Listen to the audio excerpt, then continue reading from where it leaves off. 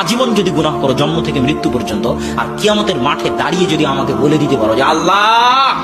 জন্ম থেকে মৃত্যু পর্যন্ত গুনাহ করেছি ঠিকই, কিন্তু বিপদে পড়লে কোনোদিন তাবিজের আশ্রয় গ্রহণ করিনি, বিপদে পড়লে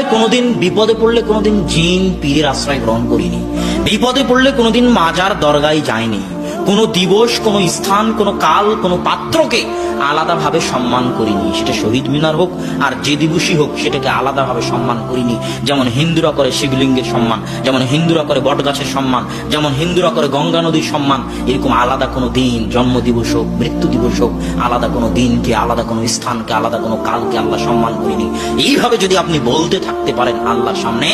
এবং প্রমাণ করতে পারেন যে আপনি কোনোদিন শিরক করেননি, তাহলে আল্লাহ বলতেছেন লা আতাইতু বিকরাবিল আরদি মাগফিরাহ, তোমার গুনাহ যদি আসমান জমিন ভর্তি হয় তা আমি আল্লাহ আসমান জমিন ভর্তি ক্ষমা নিয়ে উপস্থিত হব।